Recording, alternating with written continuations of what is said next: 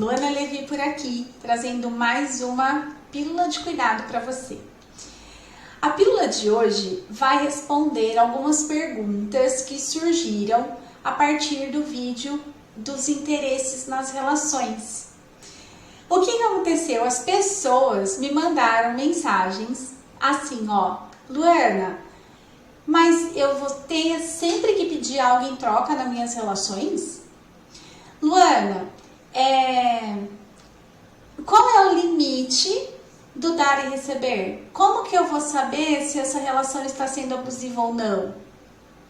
E teve muitas outras questões que trouxeram, que foi o senso da doação, que é aquele sentimento da utilidade. A pessoa falava para mim assim, mas eu gosto de ser útil para as pessoas, eu gosto de fazer pelo outro. Não tem problema nisso?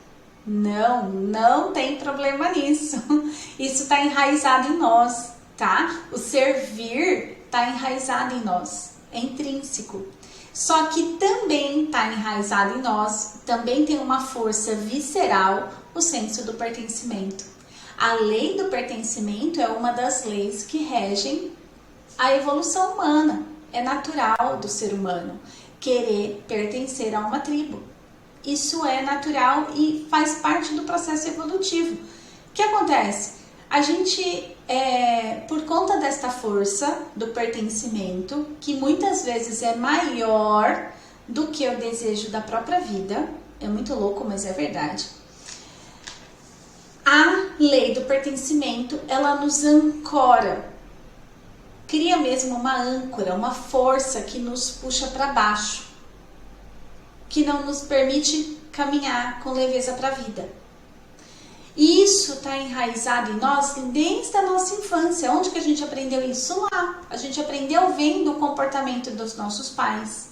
Para se sentir pertencente, eles nos condicionaram, fizeram podas no nosso comportamento, para a gente ser amado e querido. Então, o que acontece hoje nas relações, nas interações? As pessoas, para pertencer a um meio, a um núcleo, a um grupo, elas fazem coisas para isso, para não desagradar aquele grupo. Se a gente pensar nas tribos, lá nos nossos ancestrais, nas tribos que foram originaram a evolução da espécie, quem não fazia aquilo que era pertencente àquela tribo era excluído. Então hoje, quando a gente faz tudo pelo outro, se anulando muitas vezes, é com medo de ser excluído, com medo de ser abandonado, com medo de ser rejeitado. Se eu colocar limite numa relação, eu posso ser excluída dela. Se eu falo um não para alguém, eu posso chatear alguém, e se eu chateio alguém, se alguém se afasta de mim. Inconscientemente, é isso que está passando aí dentro. Como passa aqui também, tá? Sou humana. Só que, o que aconteceu? Eu aprendi a lidar com isso, olhando primeiro para as minhas necessidades e depois olhando para a necessidade do outro. É onde entra o dar e receber. Primeiro você nutre a si para depois doar-se. A gente só pode doar aquilo que a gente está cheio. A gente transborda o que está cheio dentro do nosso coração. Então, como que eu fiz isso na prática? Vou trazer aqui para vocês. Eu trabalhei com confeitaria muitos anos da minha vida como uma atividade secundária, tá? E aí, o que aconteceu? Dentro dessa atividade secundária, eu tive várias pessoas ao longo da minha vida que me pediram, Luana, faz bolo pro final de semana X, é aniversário do meu pai, é aniversário da minha neta, é aniversário do meu irmão, é aniversário... Inúmeras pessoas fizeram isso comigo. E eu, inconscientemente, eu não sabia, mas eu senti um incômodo aqui dentro, que eu falava, poxa, é abusivo comigo, porque eu tô usando a confeitaria como uma segunda fonte de renda. Para me manter, para manter minhas filhas, para pagar meu aluguel. Eu trabalhava como secretária. E eu tinha recém me separado. do primeiro casamento. Eu tava passando altos perrengues. E aí eu falava a forma, e vou deixar aqui uma dica, tá? A forma de você ajudar um amigo que vende algo e comprando dele, não é ficar pedindo favor para ele de fazer a troco do ingrediente. Blá blá isso aqui, tá? Mas, vamos lá, eu aceitei, eu fui permissiva, eu deixei. Pra quê? Porque eu tinha medo de ser abandonada por aquelas pessoas. Eu tinha medo de ser excluída. Então, quando eu entendi essa dinâmica, o que eu fiz? Comecei a colocar limite. Como? Vou contar aqui pra você. Olha só, a gente pensa muitas vezes que a gente não tem controle das coisas, mas a gente tem controle sobre muitas coisas. Os nossos problemas, eles são divididos em 3 classes. A primeira, que você tem controle direto. A segunda, que você tem um controle indireto, que não depende só de você. A que tem controle direto depende só de você para resolver. A segunda não depende só de você para resolver, vai ter intervenção de terceiros. E a terceira classe é a que a gente não tem controle. E aí aqui a gente só aceita e não se mete. Tá? Quando eu aprendi essas 3 classes de controle, o que eu fiz? Eu aprendi junto esses círculos aqui, ó. Aqui, nesse círculo aqui, ó, no maior, é onde estão as coisas, os problemas sem controle ou com controle indireto. E aqui dentro é onde tem o controle. Beleza?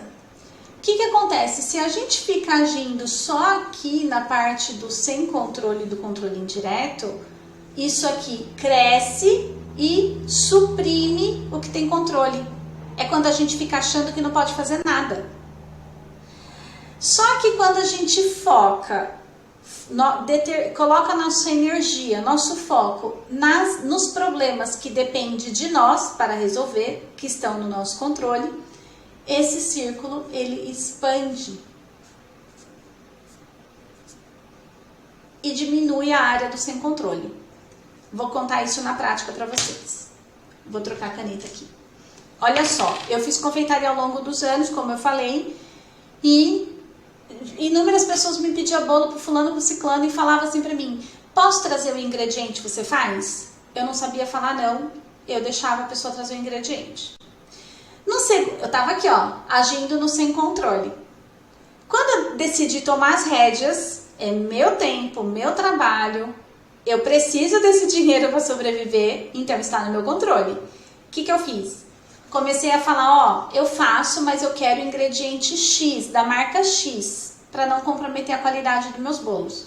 Eu coloquei um nível de controle aqui, ó. Quando aconteceu isso e eu vi que foi saudável para mim, eu fiquei mais feliz, mas eu ainda assim me sentia abusada quando vinha outros pedidos. Eu comecei a falar, ó, traz os ingredientes, mas eu vou te cobrar a minha mão de obra. Algumas pessoas, e o que foi acontecendo naturalmente? As pessoas foram deixando de me pedir. Ah, agora ela tá cobrando a mão de obra, não quero, tá bom. Eu fui excluída, mas eu ainda tinha algumas pessoas ao meu redor. A troca estava sendo mais efetiva, a relação ia ser mais efetiva. No terceiro nível, eu falei, ó, agora eu não quero mais os ingredientes, e não quero cobrar sua mão de obra, eu vou cobrar um valor especial para amigos. Eu aumentei um nível de controle. E foi legal para mim. E outras pessoas se afastaram. E num quarto nível, eu passei o preço do bolo. Falei, ó, o bolo custa X, o centro do doce custa Y. Ponto. É uma peneira. Só que quem fica torna a relação mais saudável e equilibrada dentro do dar e receber. Me conta se fez sentido isso para você. Me conta se esse ensinamento é prático. Para mim funcionou muito bem. Eu consegui colocar um filtro nas minhas relações, deixarem de ser abusivas, e eu consegui colocar o limite dentro de um parâmetro que eu me sentia confortável, que eu não sentia o medo do abandono, da exclusão e da rejeição.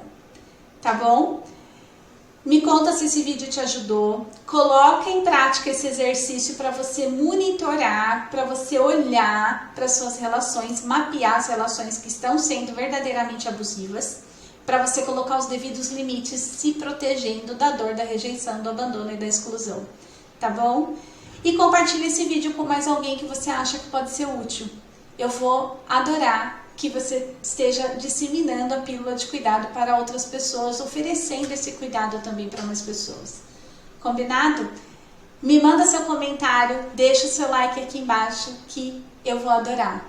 Um beijo grande para você e até a próxima pílula. Tchau!